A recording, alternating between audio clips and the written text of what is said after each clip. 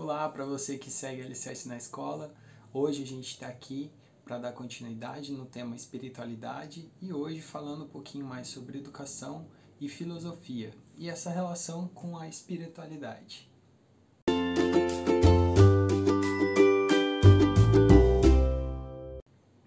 Bom, a grande questão e a grande chave é o que a gente já vem colocando em outros textos, em outras falas, de que espiritualidade não é a mesma coisa que religião. Apesar das coisas serem parecidas, os conceitos são distintos. Então a gente precisa levar em consideração que a espiritualidade está muito mais relacionada com uma questão de reflexão, de uma ideia de pensar sobre a própria existência, do que necessariamente de ter uma regra imposta, né, já colocada e estabelecida. Pensando nesse sentido, a ligação com a filosofia fica simples, rápida e fácil. A gente pode pensar o próprio Sócrates, um dos grandes nomes da filosofia, quando ele vai dizer o conhece-te a ti mesmo. A ideia dos diálogos socráticos nada mais era do que forçar uma reflexão, forçar um movimento de pensamento, e não necessariamente fechar uma resposta, ter uma coerência específica.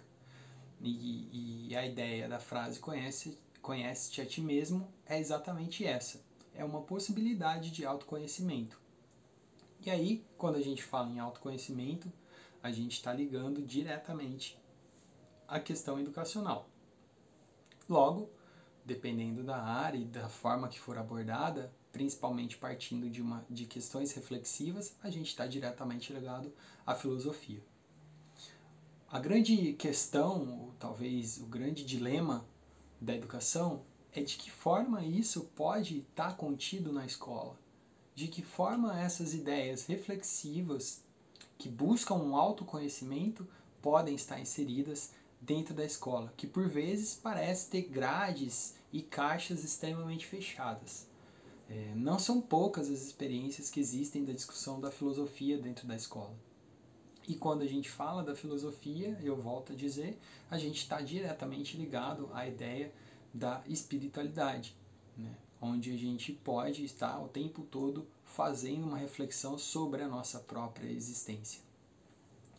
Mas o grande ponto é o quanto nós, como professores ou como pessoas atuantes dentro do campo da educação, estamos dispostos e capacitados para estar quebrando tabus. Né? Quando a gente fala de questões reflexivas, quando a gente fala de movimentar-se através do diálogo, estar aberto e sujeito a diversos questionamentos, a muitas indagações. Mas na escola parece que muitas vezes é mais interessante ter já a resposta pronta, o dado exato, o ponto certo para ser colocado. E aí eu passo a falar até de uma experiência própria. Quando eu fiz o meu mestrado e doutorado para discutir sobre morte, eu ouvi muita gente dizer: como que você vai falar de morte sem falar de religião nenhuma? Em momento algum eu falo sobre religião, nem na minha dissertação do mestrado, nem na tese do doutorado. Por quê? Porque de alguma forma eu estava trabalhando a questão da espiritualidade, ou das reflexões com relação à existência. Só que existe, sim, uma dificuldade de quebrar esses tabus. Né? E a gente pode até lembrar a questão do livro Totem e Tabu, do Freud, e que ele vai dizer que esse tabu ele tem toda uma construção social, né? Especificamente falando sobre a morte.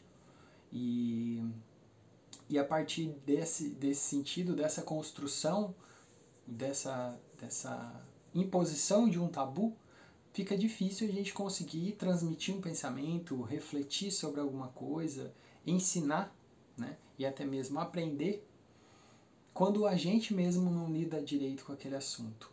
E falar das questões reflexivas, consequentemente da espiritualidade, é falar de assuntos muito delicados e da ordem do subjetivo e do sensível.